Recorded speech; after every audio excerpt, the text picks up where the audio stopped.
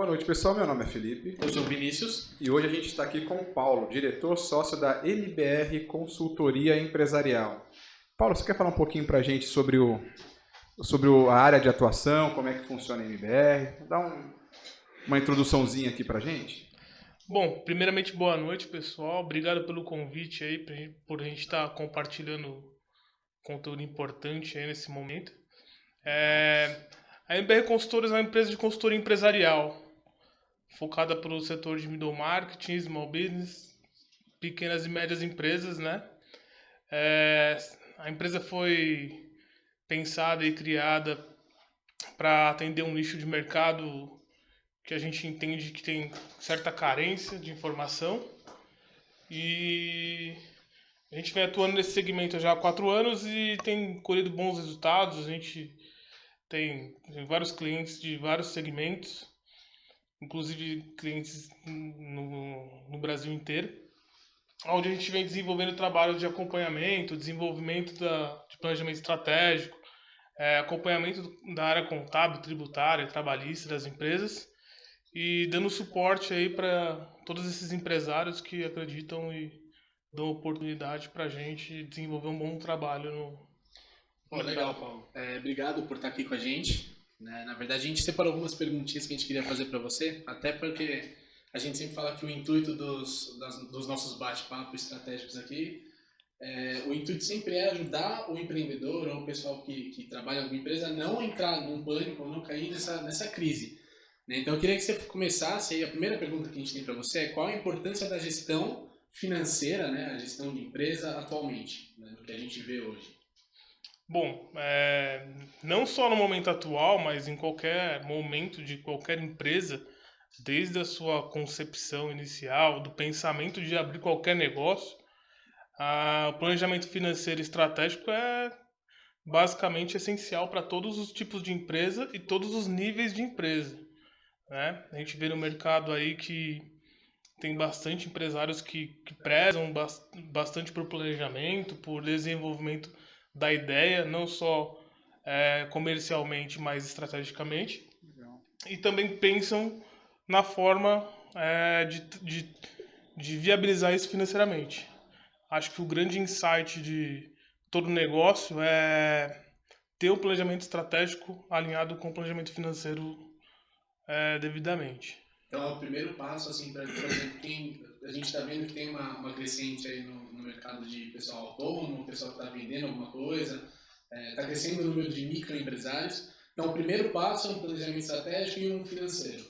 Na verdade, todo empresário ele tem que entender qual que é o mercado que ele vai atuar, qual que é o tipo de produto que ele vai vender, que tipo de público que ele tem, que ele quer abordar. A partir dessas premissas básicas, a gente a gente começa a desenvolver um planejamento financeiro, onde todos os conceitos são aplicados, a visão de negócio é validada, enfim.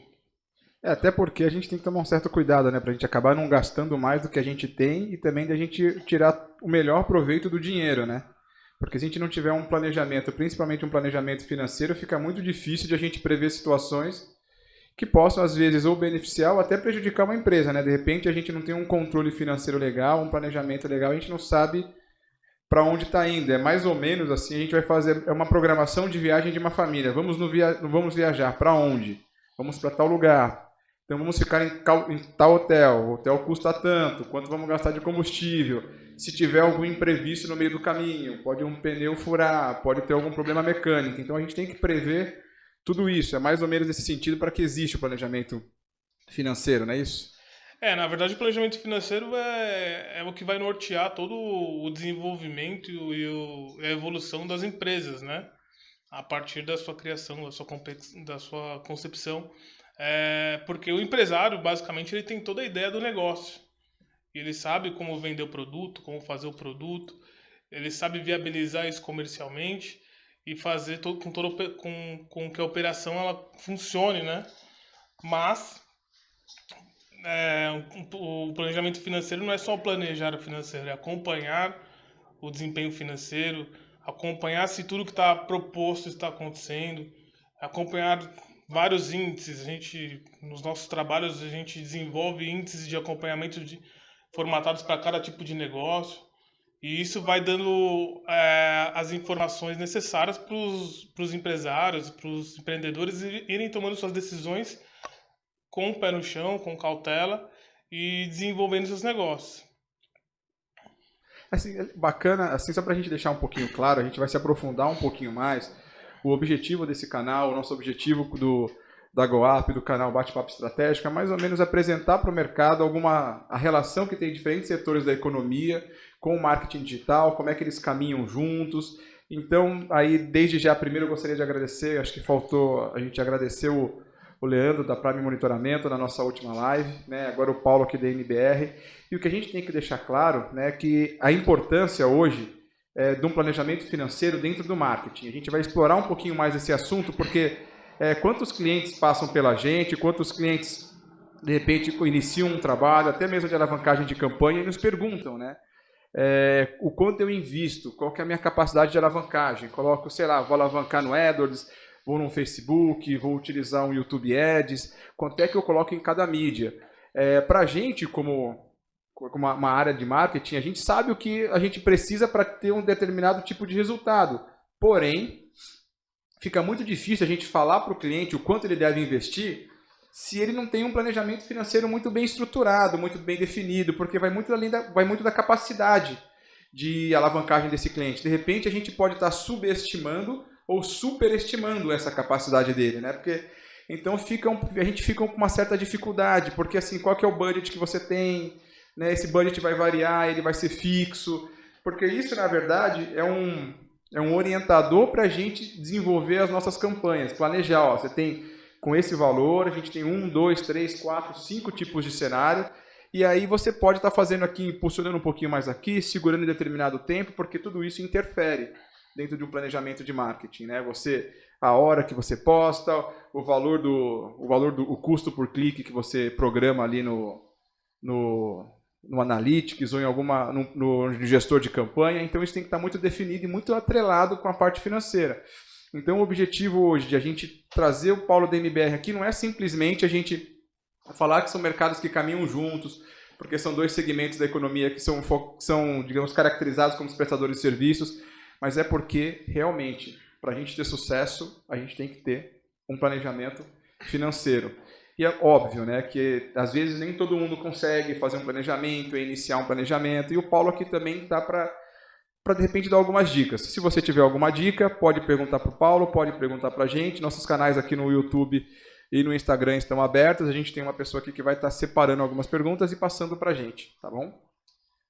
É importante também a gente mostrar, né, a importância desse planejamento no começo da empresa, né, que a gente fala que o ideal é planejar e depois, desde o primeiro webinar a gente fala isso. Primeiro você planeja, depois você faz acontecer. Até porque no momento que a gente vive hoje, que muita gente vendo do lado pessimista, se você não tiver um planejamento ali para você sobreviver esse tempo que está tudo fechado, não está vendendo, você pode acabar indo para um buraco que não é o que você quer. E por causa de uma coisa que é o que tem pessoas que sabem fazer, que podem auxiliar, e você não contrata, você pode danificar um negócio que teria muito sucesso com um planejamento estratégico, né? Né, como a gente trabalha com consultoria, a gente acompanha bastante o mercado de vários segmentos e vários empresários. A gente vê casos desse tipo, que os empresários têm grandes ideias, mas não conseguem executar com tanta excelência porque não tem um planejamento. E até porque, assim, nem todo mundo tem aquela formação financeira, nem todo mundo tem aquele know-how necessário para administrar uma empresa, né? Tem partes bem burocráticas também. A parte tributária é muito particular no Brasil. Quando a gente fala de planejamento estratégico e financeiro, engloba muitos temas que nem sempre os empresários dominam todos os temas. E basicamente o nosso papel é dar o suporte necessário para que aquela ideia muito boa ela saia do papel e seja monetizado e rentabilizado e gere valor para os empresários, né? Legal. A gente sabe que o foco da MBR é um trabalho consultivo, é uma consultoria, né? Aqui a gente tem conversado com alguns empresários, alguns empreendedores, algumas pessoas que já participaram, que vão participar aqui com a gente, como o caso do Leandro. Não sei se acontece isso muito no segmento do departamento financeiro, por exemplo, das empresas, mas o que geralmente acontece é que aí procura um profissional especializado quando o incêndio já aconteceu, ou está prestes a acontecer. Não sei se é assim no seu segmento. Por exemplo, nós estávamos aqui conversando na semana passada com o Leandro da Prime, e ele falou assim, uma realidade que geralmente as empresas só procuram um serviço de segurança depois que sofreram algum tipo de violência, ou foram assaltadas, ou coisas do gênero. Né? Elas não fazem um trabalho preventivo, coisa que a consultoria já deve, né? Acredito que ela já deve fazer todo um trabalho preventivo para que não seja nesse problema. É muito comum as empresas abordarem vocês, assim, procurarem vocês depois que o caldo entornou, digamos assim? Na verdade a gente tem dois cenários aí, né? Nossas consultorias são procuradas em via de regra anteriormente, né? Esse período que nós estamos vivendo, quando as empresas familiares ou empresários fizeram o seu negócio crescer tão rápido que não conseguiram acompanhar a evolução do negócio e precisam de uma organização, de alguém que pense o negócio com uma visão financeira, que dê o subsídio para a tomada de decisão, uma organização de fato, né? E em alguns casos, sim, aparecem empresas que necessitam de assessoria para redesenhar todo o planejamento, revisitar o planejamento tributário, para conseguir ter um fôlego para expandir negócio, até em casos de preparação para buscar capital no mercado. Tem vários cenários, sim, mas em via de regra, o empresário brasileiro ele cai na real que precisa de um consultor especializado na área quando o negócio dele vai muito bem e ele deixa de controle, ele perde um pouco a mão do controle. Só que nesse meio tempo ele já perdeu algum dinheiro, enfim. Então, na verdade, é o contrário. Então, quando ele está num momento bom, é que ele procura uma consultoria financeira. Não é quando ele está com uma dificuldade financeira, quando ele está passando por algum viés econômico, coisa do gênero. Na verdade, em via de regra, sim. 90% dos casos é quando as empresas vão muito bem e precisam de uma profissionalização, de uma reorganização. E também tem aquele mito, né, dos empresários. Vou contratar uma consultoria é caro. E ainda tem esse mito, né, que consultor é caro. A gente tem um posicionamento um pouco diferente, porque a gente sempre tenta entregar valor para o cliente, agregar valor. Não valor financeiro, né, logicamente, mas agregar valor técnico, de gestão, processual. Isso não é tão tangível, visivelmente, à primeira vista, mas num processo de médio prazo, você consegue quantificar isso na própria operação da empresa, no desenvolvimento dos departamentos, na forma de pensar o negócio também. A gente consegue ver bons resultados a médio prazo para essas empresas ainda que que buscam organização. A gente tem talvez algumas similaridades. A gente a gente conversou bastante na nosso último bate-papo aqui, no último bate-papo estratégico. A gente falou bastante sobre a importância do monitoramento, né? A gente fala do monitoramento, de a gente manter as nossas empresas, os nossos indicadores. A gente fala muito marketing digital, ele é muito assim. A gente trabalha, por incrível que pareça, as pessoas questionam um pouquinho, mas o nosso trabalho é totalmente focado em números, em resultados. A gente, dentro do marketing digital, na área financeira, provavelmente não deve ser diferente. Esses indicadores de qualidade, eles variam de acordo com o momento econômico, né, que a gente já está vivendo. De repente, um momento econômico com mais prosperidade, um momento econômico com menos prosperidade. E aí, em cima disso, surgiu uma pergunta aqui, já uma primeira pergunta, Paula. Ela diz o seguinte, ó. No momento atual, você acha que uma consultoria pode ajudar uma empresa que não está se saindo bem na crise? Com certeza. E como é que você acha que seria esse trabalho? Assim, que tipo de ajuda uma consultoria financeira pode agregar? Aqui a gente fala muito de agregar valor dentro do marketing digital, né? Por exemplo, a gente tem nossos indicadores, mas no final das contas, o que vai garantir a sobrevivência, a perpetuação das empresas é aumentar o número de vendas, é ter um controle financeiro às vezes melhor, para utilizar melhor os recursos, são coisas do gênero. Como uma consultoria financeira hoje, né, pode estar ajudando, porque a gente vem batendo muito aqui quando a gente aborda o marketing, a gente fala que a gente tem que definir bem o nosso público, você tem que conhecer bem, você tem que definir o que é importante para você, você definindo o que é importante, você conhece quais são seus KPIs, quais que são seus indicadores de qualidade, os seus indicadores de performance, né? Dentro da área comercial, dentro da área financeira, é assim também? Sim, com certeza. Na verdade, uma consultoria financeira, ela tem que entender o negócio, primeiro passo. Ela tem que entender o negócio, a ideia do empreendedor, do sócio da empresa e aonde ele quer chegar. Isso está intrinsecamente ligado com um termo técnico que eu vou usar, acho que boa parte conhece, um business plan. Não tem problema. Se a gente não conhecer, você pode explicar pra gente o que seria um business plan, por exemplo. Um business plan basicamente é um plano de negócios, onde o empresário ele determina como a empresa vai nascer no ponto A e como ela vai chegar no ponto B. Geralmente se faz um business plan para os próximos 5 anos e se pensa 5 anos para frente. Mas mesmo durante a crise, a gente consegue fazer uma análise, alguma coisa do gênero, assim, focando na crise e tal? Na verdade, não existe momento para você definir um business plan. O business plan ele pode ser visitado anualmente, de 3 em 3 anos, de 5 em 5 anos. Não é porque nós estamos numa crise que você vai fazer um business plan só agora. O business plan é uma prática das grandes empresas que elas revisitam esses planejamentos anualmente, né? Mas assim, é lógico, as grandes empresas têm mais recursos, têm os melhores profissionais, eles conseguem subsidiar isso tudo. Mas uma consultoria ela consegue iniciar esse trabalho tranquilamente para mostrar, fazer as perguntas certas para o empreendedor. Tudo bem. Você acha que o seu negócio não vai bem? Tô ruim? É a primeira pergunta. Você tem um business plan definido? Qual que é a sua ideia de negócio? Em 80% dos casos, a resposta é não. As pessoas não trabalham com planejamento. É muito parecido com o que a gente vive no cenário de marketing digital, né? O cliente chega pra gente e fala, eu quero vender, eu quero ter branding, eu quero ter tudo, mas ele não sabe o que ele realmente quer. Então a gente tem que meio que, né, recuar um pouco, em vez de já sair fazendo qualquer trabalho, para entender realmente qual que é o negócio do cara, qual que é o melhor público. Acho que tem muita similaridade com isso. As duas áreas estão diretamente ligadas, tá? O marketing digital com o planejamento estratégico financeiro, eles caminham juntos. A primeira abordagem do business plan está diretamente ligada com o marketing.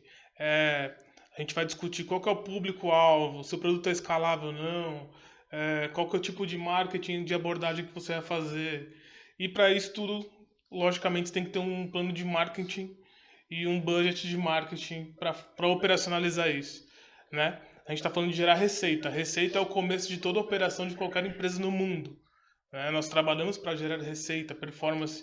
Não quero dizer que o resultado final vai ser igual à receita, mas o início de todo o trabalho é gerar receita, vendas, basicamente. E o marketing digital está totalmente ligado à geração de receitas, que eu entendo que no momento é o assunto mais abordado em todos os empreendedores. A gente vai discutir um pouquinho de como o mercado está se adaptando, como o consumo das pessoas estão se adaptando, mas basicamente está totalmente ligado às duas áreas. Já aproveitando que você falou do mercado agora, a gente percebe que teve uma crescente, assim, berrante em compra por e-commerce, né? Acho que há 2 semanas atrás a gente estava conversando, já tinha crescido acho que 40% o número de compras ali em e-commerce. Em um mês, assim. Foi no primeiro mês assim, da quarentena, que era uma coisa incerta, e o pessoal já começou a sentir a necessidade de comprar isso. Eu queria saber, na verdade, Paulo, quais foram as principais ameaças, né, que esse cenário trouxe e como que as pessoas, né, não caem nessas ameaças, não caem nessas armadilhas que esse cenário trouxe para todos os mercados, né? Não o nosso e o seu ditamente, mas todos. Eu acho que a principal ameaça que essa situação que a gente está passando trouxe é acabar com os negócios que não tem marketing na web. Vai ter muito negócio que se não se adaptar a tempo, tem muita gente correndo, e a gente já acompanha, a gente vê, mas tem negócios que, infelizmente, vão fechar por conta da cultura, do empreendedor, é aquele empreendedor que tem um pensamento antigo, que não se relaciona bem com o marketing digital, com o mercado da internet, né? Eu acho que essas pessoas vão ter muita dificuldade de se adaptar. Esse cenário novo digamos assim, esse momento, esse cenário socioeconômico que a gente está vivendo hoje, né, comparando com o que a gente vem acontecendo, a economia por si só, né, assim, ela vem se digitalizando, o grau de virtualização é muito alto, né? É muito comum, antigamente era muito difícil a gente ver crianças com celular na mão, idosos com celular na mão, e hoje praticamente é uma extensão do corpo de todo mundo, né? Assim, os graus de conectividade do brasileiro, do cidadão do mundo, ele vem aumentando exponencialmente. E não é só nessas gerações mais novas que aumentando a conectividade, né? A gente vê hoje empresas especializadas em ensinar pessoas que não têm a cultura digital a utilizar esses equipamentos. E não é ensinar a nível empresarial, corporativo, é ensinar a nível pessoal mesmo. A gente vê equipamentos e empresas especializadas em produzir material material tecnológico, iPads, celulares para esse público. Ou seja, o grau da conectividade vem aumentando.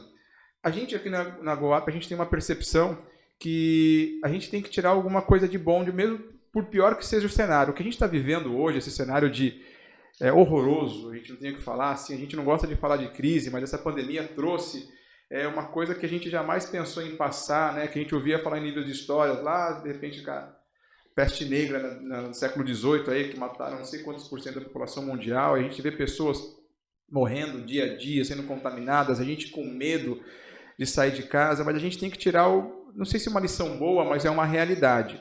Essa pandemia aumentou o grau de conectividade das pessoas. Você acredita nisso? Com certeza. Nós também, nos nossos trabalhos também nós usamos muita tecnologia, né? A gente busca ferramentas para otimizar o tempo todo, otimizar processos e, em via de regra, já existia muita coisa pronta. E com esse cenário de pandemia, ficou evidente que já existia muita tecnologia que não era subutilizada pela sociedade. E eu entendo que agora a gente está dando um salto, pelo menos de 5 a 10 anos aí nesse desenvolvimento da sociedade.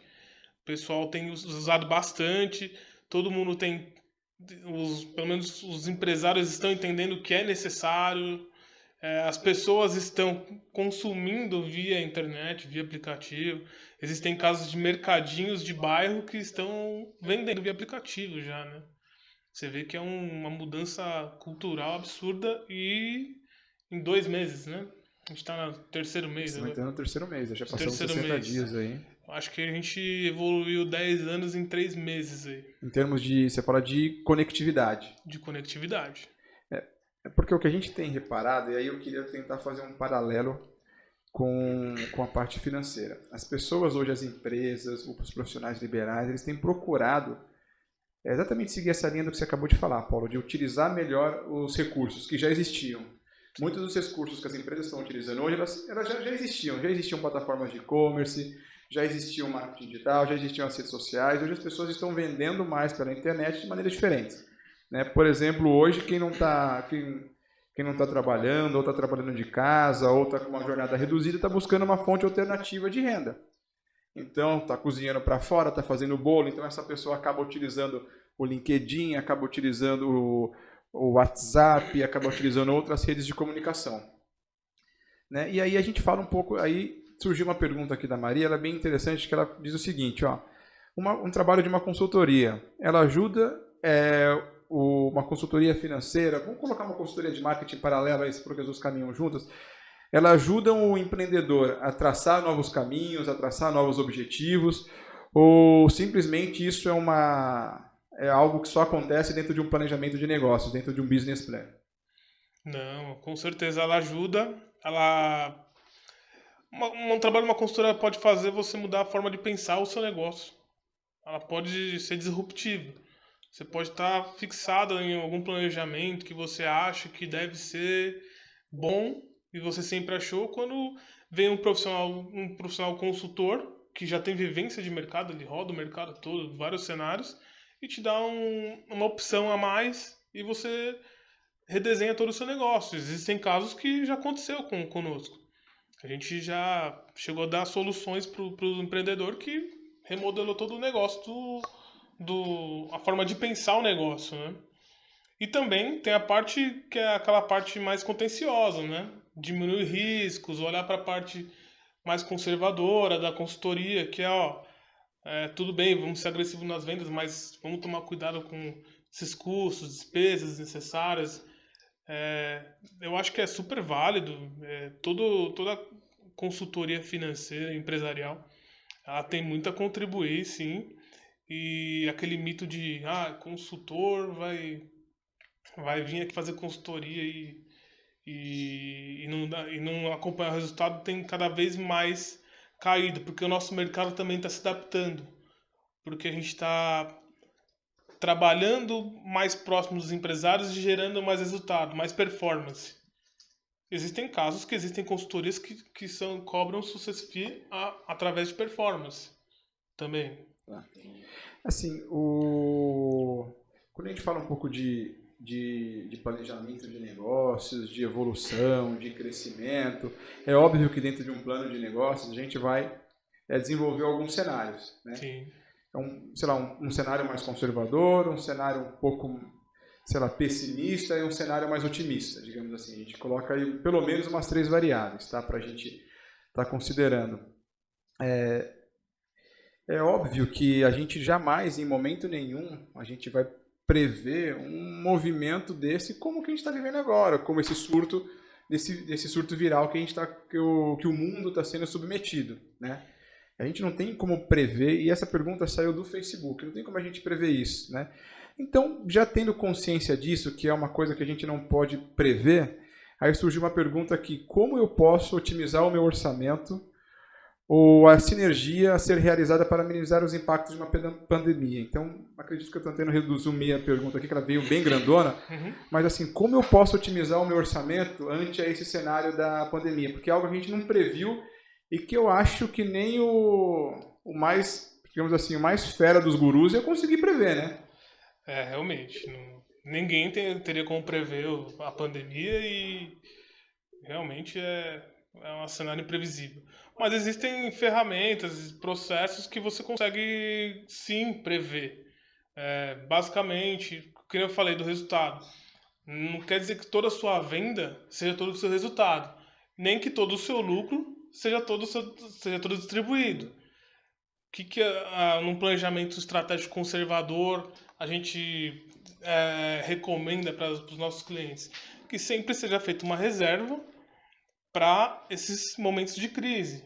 Não só crise de pandemia, como qualquer outro momento de crise, de queda de performance de vendas, qualquer outro tipo de situação que venha a afetar o negócio. Assim, mas tudo parte de um planejamento, né?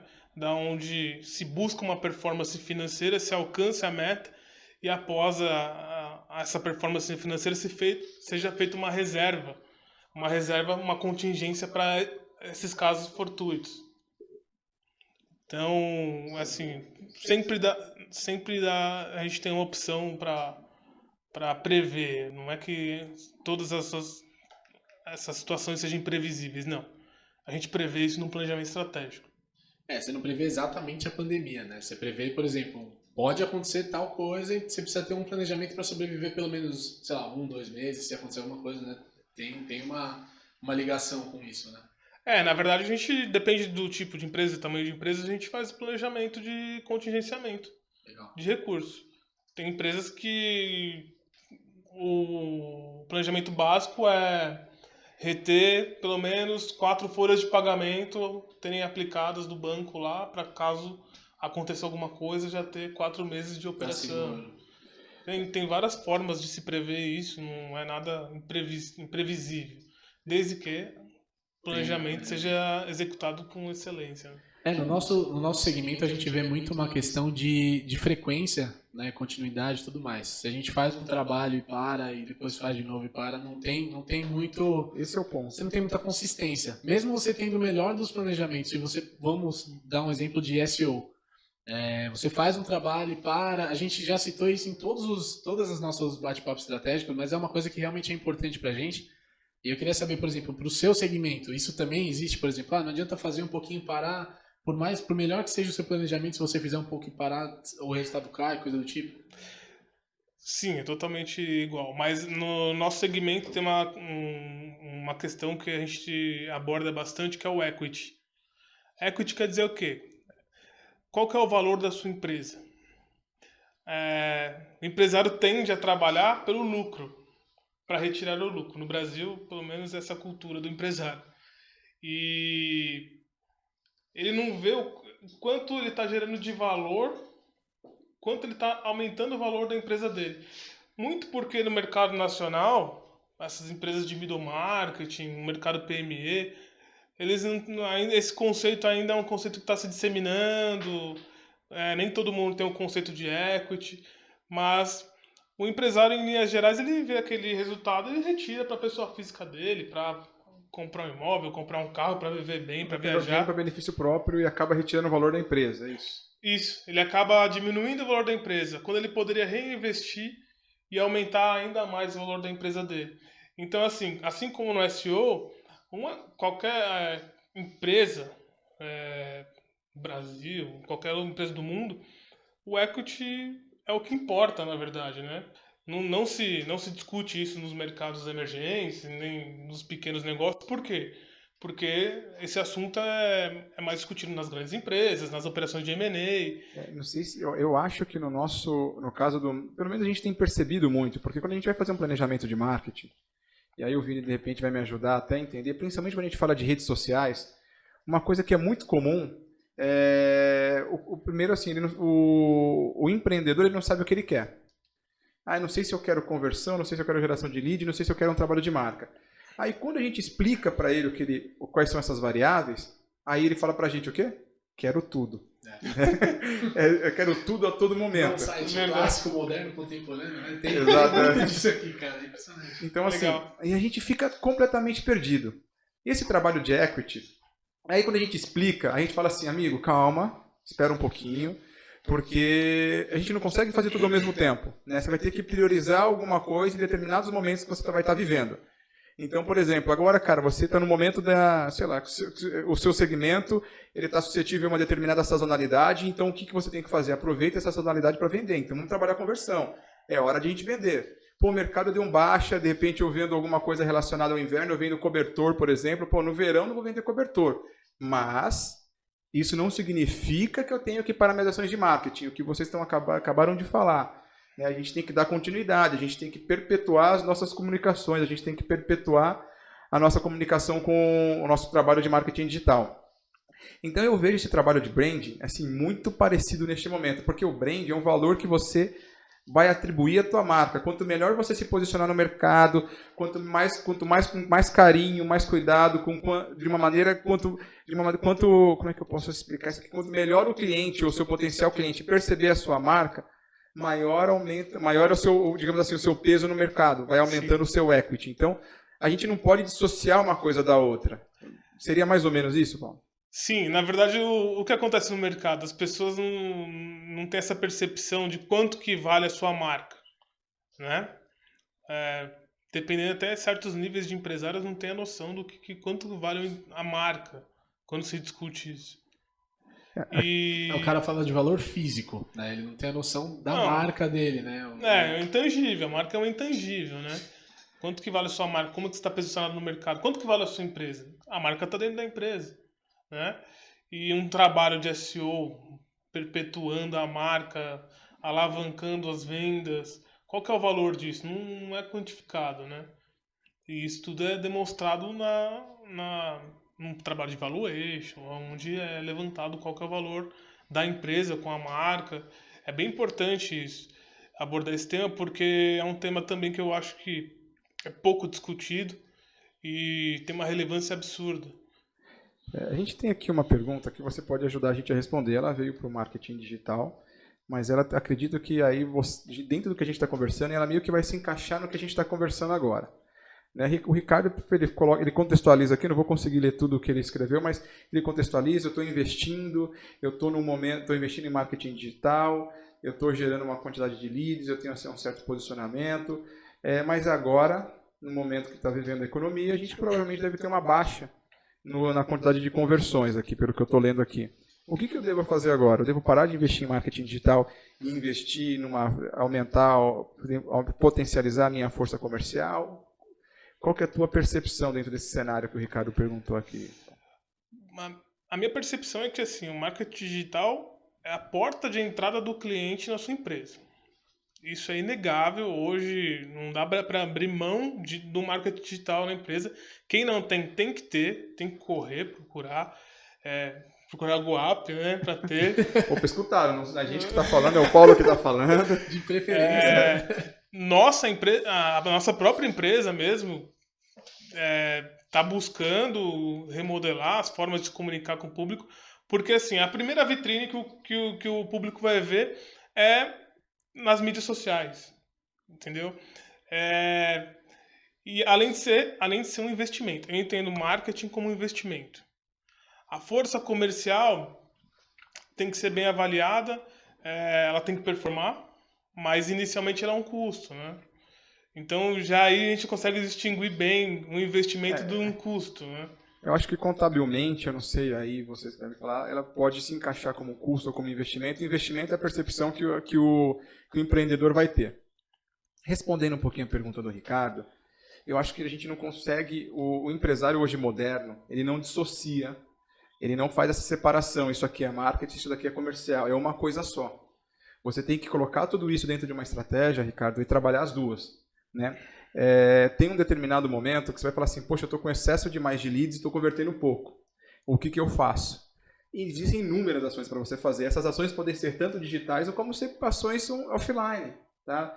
Você pode, de repente, investir em treinamento, capacitação, ou você pode, de repente, colocar uma tecnologia a mais na sua empresa, ou que seja um chatbot ou coisa do gênero, para aumentar essa retenção e essa captação de cliente. Tá? Isso é uma coisa importante que você está fazendo. Então, Ricardo, respondendo a tua pergunta, aí não dissocia uma coisa da outra, elas caminham juntas. Né? Empresas modernas que têm essa percepção tendem a ter um resultado melhor. Tá? Você não separa isso. Uma coisa complementa a outra. Em determinados momentos, o marketing digital vai ser ferramenta, em determinados momentos o marketing digital vai ser fim, em determinados momentos o comercial é ferramenta, em determinados momentos o comercial é fim. Tá? Depende muito do momento que você está vivendo. Né? Isso varia de mercado para mercado.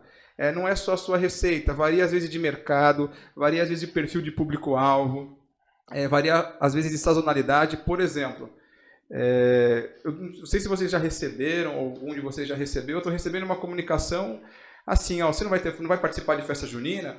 Estou fazendo kit de festa junina, faça a sua festa junina na sua casa. Quando é que a gente ia imaginar que ia haver esse tipo de comércio? Então, sabe, assim, festas juninas provavelmente para poucas pessoas, porque ninguém vai sair convidando um monte de gente para entrar na sua casa para fazer uma festa junina. Então é um mercado que hoje em dia, por exemplo, ele nem imaginou, que antigamente quem faria a frente era a parte comercial, mas quem está garantindo é o digital. Sim. E ainda mais hoje que as pessoas estão saindo pouco de casa, elas estão consumindo muito digitalmente, mas muito, não é pouco não, elas estão consumindo muito. Esses números tendem a aumentar cada vez mais. Eu não é que eu sou otimista, mas a gente sendo realista, isso vai se tornar essa tendência vai estar se tornando uma realidade. A gente estava conversando agora há pouco, a gente acelerou um pouco esse processo de virtualização, de digitalização do mercado. A gente só acelerou esse processo, não é que é uma tendência, algo que na minha percepção, e eu gostaria da opinião de vocês, que é algo que é inerente à pandemia. Para mim, é algo que veio acelerar e que veio para ficar.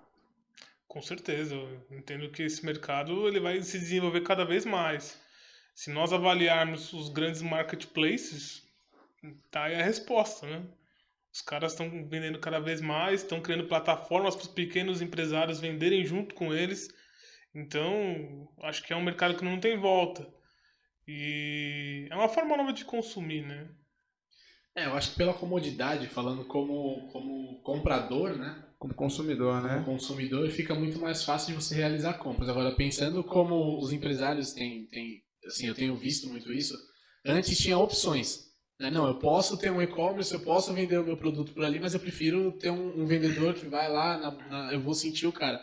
Hoje em dia a gente já vê que tipo, não tem tanta opção para o cara, né, fugir ali do digital. Né? Ele tem que estar no digital, até porque se ele sair É, para a rua para vender é um risco para o funcionário, para ele e para a empresa. Né? é. Então, Até respondendo pro Ricardo, o que vai definir qual que é a melhor estratégia para sua empresa, Ricardo, é o próprio feeling, são os indicadores que você criar para ver performance do marketing digital, performance da equipe interna. Ora, uma vai performar mais que a outra.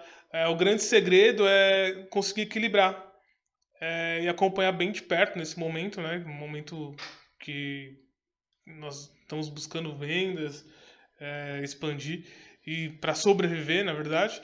Mas eu acho que o grande insight aí é ter na mão o feeling para conseguir investir no lugar certo e na hora certa. acho que é importante também o Ricardo traçar, a partir desses KPIs que você falou, né, essas informações que ele vai reunir ali, traçar um plano A e um plano B.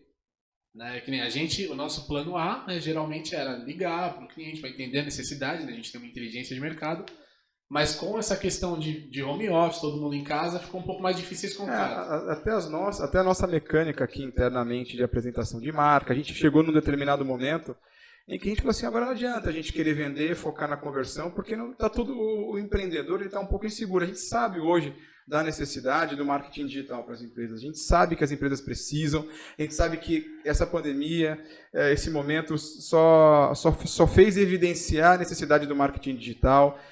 Corroborando com o que o Paulo falou agora, quem não estiver dentro, né, assim, a palavra do Paulo agora vai estar fora, vai estar fadado ao fracasso, não interessa o tamanho do teu mercado, não interessa o tamanho do seu negócio, você vai precisar se digitalizar de alguma maneira. E não é sair correndo, vou criar site, monto e-commerce, porque às vezes o tiro pode sair pela culatra. Né? Às vezes a gente pensa que está fazendo uma coisa boa, sem planejamento, sem colocar o planejamento financeiro, sem conhecer o seu público-alvo, sem saber aonde você quer vender, não adianta a gente sair fazendo a torta e a direita. Isso é uma coisa que, assim, se você abrir mão disso, todo esse investimento, todo esse esforço está fadado ao fracasso. Né? E aí a gente tende, assim, corroborando um pouquinho com a pergunta, o Walter fez duas perguntas aqui, eu vou passar uma acho que a gente pode discutir aqui, outra só para o Paulo responder, que eu com certeza não vou me meter a responder essa pergunta, não. Né? Mas a gente, sim, eu já trabalhei com o Paulo em um determinado momento da nossa vida, numa empresa, em que eu me sentia o filho e o Paulo o pai. Porque eu pedia dinheiro para o Paulo. Porque eu trabalhava na parte de marketing, na parte comercial, e ele fazia essa cara, fechava a cara e falava, por que tu quer dinheiro? Agora, você quer mais dinheiro? Eu já te dei dinheiro mês passado, precisa dar todo mês? Tipo assim, quase, pai, preciso comer, preciso ir para a escola, sabe? E aí fica uma coisa assim, a gente entendia isso como uma coisa era meio dissociada. Isso já faz muito mais de 5 anos que a gente passou por essa, que a gente passou por essa situação. E eu sempre tive a percepção que o marketing tinha que caminhar muito próximo da área comercial. E foi neste momento que eu percebi que aí a parte financeira ela é imprescindível. Eu sempre trabalhei sozinho, eu entendo da parte de marketing, eu entendo da parte comercial e vou tocar. Mas a partir do momento que você vai se lembrar disso, Paulo, que assim que a gente começou a trabalhar junto, o sucesso dos nossos projetos foram muito maiores, porque, Paulo, eu tenho essa ideia aqui, vou precisar de tanto, vê se é isso mesmo, vê se esse dinheiro que eu estou precisando vai de acordo com o que está no planejamento financeiro da empresa, porque, óbvio, o empresário não vai abrir o planejamento dele financeiro para todo mundo, ele vai abrir mais para o diretor financeiro, que era a sua posição naquele momento. Né? E aí a gente tende a perceber, e neste determinado momento nosso aí que a gente viveu e tudo mais, que o empresário ele foca muito em venda, muito em venda, muito em venda, muito em conversão, e ele se esquece que a marca dele tem que ter um valor. Você concorda com isso? Que a marca dele tem que ser trabalhada, que o equity dele tem que ser contemplado dentro de um planejamento? Com certeza. Na verdade, a gente já trabalha junto há algum tempo e a gente sempre comenta isso, né? A marca é a primeira impressão para o cliente. Não adianta você tentar dissociar isso, falar que você tem um serviço muito bom, um produto muito bom, se você tem um logo que não demonstra isso, se você tem um site que não passa essa segurança, né, para o empreendedor. O empresário, ele, na maioria das vezes, ele também já teve que desenvolver isso, né? Nós mesmos avaliamos empresas pela marca, pela seriedade, né? Como o mercado percebe ela, O né? mercado percebe. A gente trabalha desenvolvimento de marca. A nossa marca a gente discutiu bastante de como desenvolver, como ser séria e jovem ao mesmo tempo, para ser disruptivo. Então, assim, a marca é a primeira impressão. Não tem como não falar que isso seja relevante. É como se fosse o primeiro encontro, né? Tem que estar perfumadinho, arrumadinho, Tem, para causar uma primeira boa impressão. Aí É depois você pior. tem que continuar se vestindo bem para manter essa boa impressão, né? Ainda mais hoje, né? Você liga, vamos supor, numa estratégia de marketing tradicional, de venda tradicional, você liga para um cliente, você fala o nome da sua empresa, a primeira coisa que ele vai fazer, Facebook, Google. Instagram, Google, qualquer dessas ferramentas, para Antigamente, saber realmente qual o tamanho, né, da sua marca, não da sua E ele entra empresa. até no seu LinkedIn, tá? Se bobear, Ele entra. é porque antigamente não é do tempo de vocês, mas eu sou do tempo que o comércio era um pouquinho mais analógico, muito mais offline. E a gente vendia muito, assim, a gente procurava referência das empresas na página, a gente procurava referência das empresas nas páginas amarelas. Né? Então, assim, deixa eu ver a reputação. Vamos ver quem consome esse produto. A gente acabava ligando. Hoje em dia a gente não vai pegar o telefone, eu acho isso descabido. Assim, não consigo imaginar um empreendedor hoje catar um telefone e ligar para perguntar. Não, ele vai checar a referência nas redes sociais. Ele vai ver, não é que a gente tende a ter a percepção que assim é aquele cliente, é aquela empresa que não tem reclamação, é aquela empresa que não tem que não dá suporte, que tem digamos assim, muitas queixas, muitas dificuldades, tem um trânsito grande de clientes insatisfeitos. Mas quando eu entro numa rede social, por exemplo, eu vejo o tratamento que uma empresa dá para essas reclamações, muito mais do que ela tem. Porque, de repente, ela tem lá 3, tem uma que não tem nenhuma reclamação, e tem uma que tem 3, 4, mas elas responderam, elas resolveram o problema, elas se mostraram dispostas, elas atenderam aquilo. Essa empresa hoje, na nossa percepção aqui, é focado nisso também que a gente faz alguns trabalhos na parte de mídias sociais, assim, a gente percebe que o mercado entende essa empresa uma empresa mais verdadeira, porque não existe uma empresa perfeita, né? Assim, todo mundo gosta de mim, todo mundo me acha lindo, todo mundo me acha perfeito, mas como ela trata esse cliente, então esse relacionamento, a gente disse muito isso nas outras lives, a gente falando um pouco sobre o marketing, o que eu devo fazer agora, e depois das nossas lives a gente recebeu algumas perguntas, e eu falei assim, ó, hoje, a estratégia principal é tratar do seu cliente. O seu cliente atual, ele está precisando do seu serviço, ele precisa de uma orientação financeira melhor. Ou então, como a próxima pergunta que vai vir aqui, ela vai de acordo com o momento que a gente está vivendo também. Né? Então, ela vai precisar de uma orientação específica. Não tinha um momento, essa crise toda, entre aspas, crise para alguns, né, para outras oportunidades, mas esse momento econômico que a gente está vivendo, ela trouxe algumas oportunidades. Então, como eu devo me planejar? A gente tem que manter uma certa continuidade, uma certa seriedade. E aí a pergunta do Walter, essa é específica para ti, eu não vou me arriscar a responder. Né? Assim, fundo de caixa para a gestão de riscos. Né? Já completando aquela outra pergunta, qual o percentual de faturamento que deve ser provisionado? Depende muito do planejamento, do tipo de negócio. Né? Se a gente falar de indústria, comércio e serviços, a gente tem que pensar das 3 formas diferentes. Por exemplo, para serviços, a gente pensa sempre numa taxa de faturamento de 10%. Para reservar do faturamento ou do lucro para a receita líquida, né? Da receita líquida para a gente guardar para provisionar para algum problema. No mínimo 10%. Porque a gente vamos pensar que a média de resultado de um serviço é de 25% a 30%. É uma margem boa. Você está reservando 1/3 do seu resultado. E, na verdade, você está fazendo uma reserva.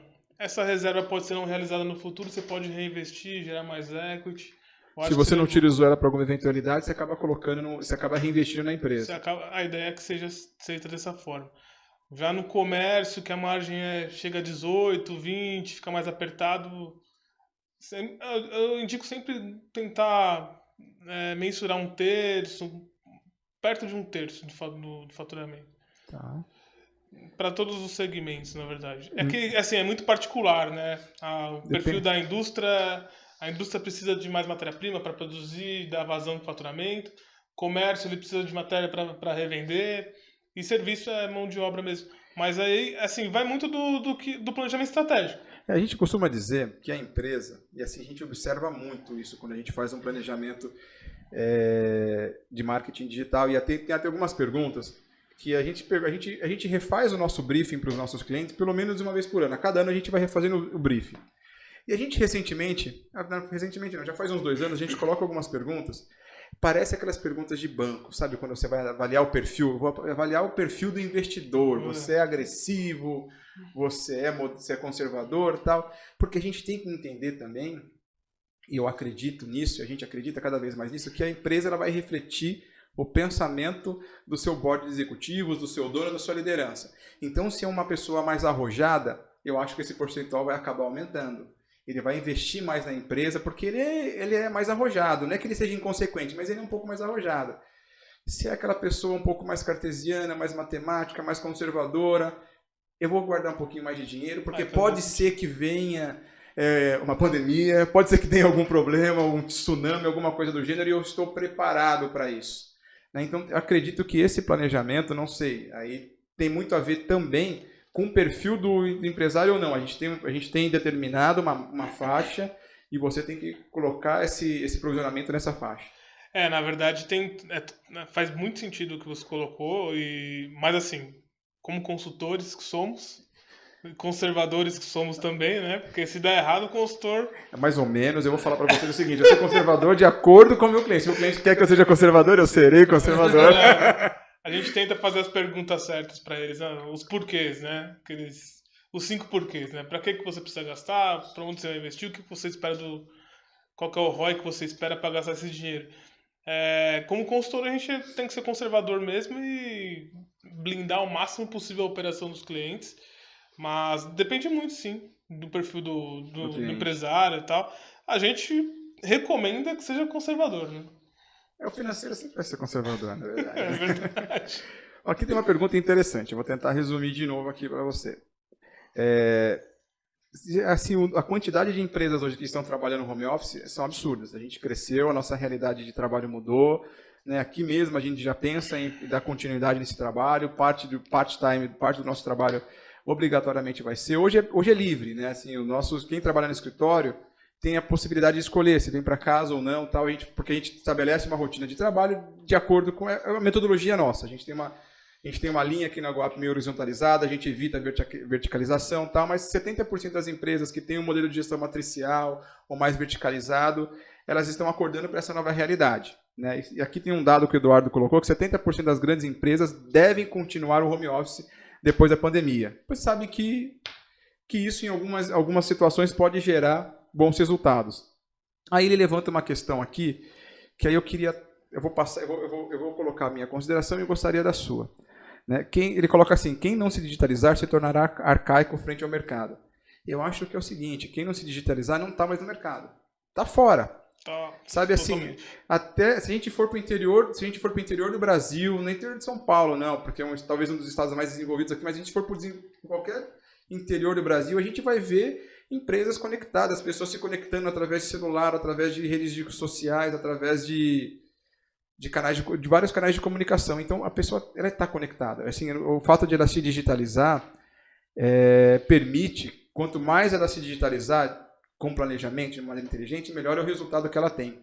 Isso se reflete também dentro de um planejamento financeiro. Existe esse movimento de digitalização ou de virtualização do segmento financeiro, porque assim, eu sei que a gente trabalha junto faz um certo tempo, a gente tem várias ferramentas de gestão em que a gente consegue acompanhar o que está acontecendo dentro aqui da GoUp, eu consigo acompanhar a distância, eu não preciso estar fisicamente aqui, eu sei quem pagou, quem não pagou, se entrou dinheiro, se não entrou, como é que está a taxa de inadimplência, e hoje provavelmente o que o empresário mais vê, a primeira coisa que ele pergunta no dia, ou que ele se pergunta, ele fala assim, como é que está a minha taxa de inadimplência? Senhor, tomara que tenha diminuído. Verdade. Na verdade já é uma realidade, né, essa virtualização. A gente pode ver que as grandes empresas elas já estão adotando. Eu acho que eu tenho algumas de cabeça. Acho que a Natura já determinou que até o final do ano todo mundo está em home office. Nubank também, Os, XP. os grandes bancos também estão em home office e não pretendem retornar até o final do ano. Eles, logicamente, eles estão fazendo o planejamento estratégico deles para entender como é que seria isso para o futuro. Mas assim, financeiramente, aquela empresa que já tem uma estrutura de TI bem estruturada, as operações conseguem ser feitas. Quem já está em home office, está funcionando, está conseguindo operacionalizar a sua empresa, já deve estar sentindo um ganho financeiro. Porque até foi alguns comentários de alguns clientes nossos, eles falaram assim, Paulo, eu tenho um andar inteiro aqui que não serve para nada. Então, assim, é engraçado que mudou o conceito, né? A gente olha para aqueles escritórios cheios de mesa, que era super bonito, cheio de gente. Hoje não tem utilidade. Ele passou a ser basicamente inútil, porque a virtualização é uma realidade.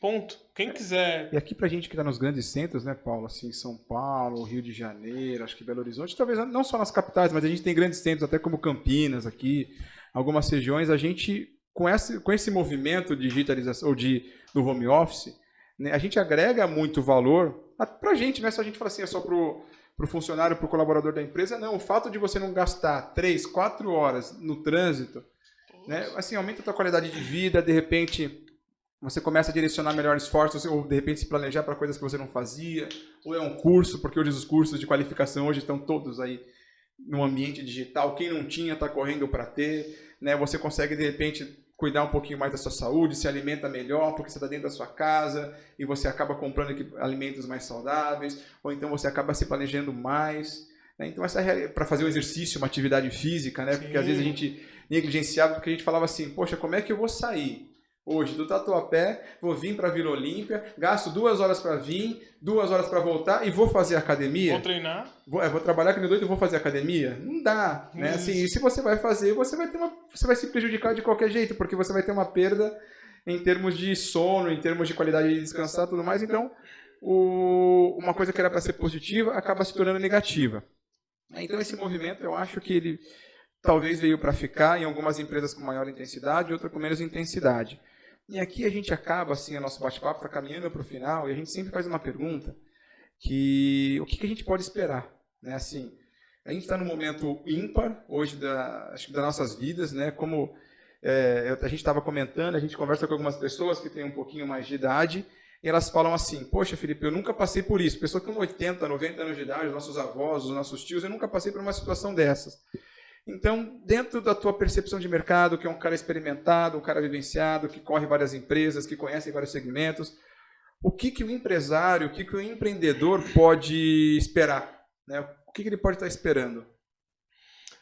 Bom, vou mudar um pouquinho a fala. Acho que esperar... Não pode ficar parado. Nada. Né? Tem que estar nada, assim, o momento é agora. A prova do empresário, o cara que criou o negócio, que tem uma ideia diferente, que quer fazer diferente, tem que provar agora que ele é qualificado para isso, né? Tem que ser rápido, tem que ser flexível, tem que se virtualizar, é o mais importante, e tem que buscar os melhores resultados, assim, aquele velho clichê, né, que a gente ouve desde da crise de 90 lá. É na crise que as empresas crescem. Muita gente vai desistir, assim, com certeza, porque, como eu costumo falar, os aventureiros vão sair do mercado. E vai abrir um mercado para quem está realmente fazendo um trabalho sério, vendendo serviços, mercadorias ou desenvolvendo produtos seriamente. E eu acho que é nessa linha, é trabalhar, buscar e se adaptando com as novidades que virem aparecendo por aí. Tá bom. Paulo, obrigado pela participação. A Cássia, a Isabela, a Jéssica, a Karina, a Raquel, que são pessoas que mandaram algumas perguntas aqui. Infelizmente a gente não conseguiu responder. Algumas a gente vai responder depois, então fiquem à vontade de continuar mandando perguntas. A Cássia até colocou um último comentário. A Cássia colocou um último comentário aqui sobre a questão da produtividade do home office. Ela concorda e acha que isso veio para ficar também, que a produtividade é infinitamente maior, palavras dela. Aqui, galera, obrigado pela participação de vocês. Aqui foi mais um bate-papo estratégico, tá? com pensadores estratégicos, com empreendedores estratégicos. Aqui é um papo de empreendedor para empreendedor, do Paulo no caso de empresário, para a gente quer mostrar que a dificuldade ela vem, ela vai acontecer, mas para a gente que é resiliente, que não é aventureiro, ela é apenas um degrau. Forte abraço para vocês, obrigado Vini, obrigado Paulo. Obrigado, Felipe, obrigado Paulo. Quem quiser sugerir algum tema, gente, para os nossos bate-papos, fica à vontade, a gente está aberto para isso. Paulo, obrigado. Acho que foi bem esclarecedor para o pessoal que está assistindo. Fih, obrigado. Obrigado pelo convite. Continuem colocando as perguntas nas nossas redes sociais, comentando que a gente vai responder. Um forte abraço para vocês, fiquem com Deus.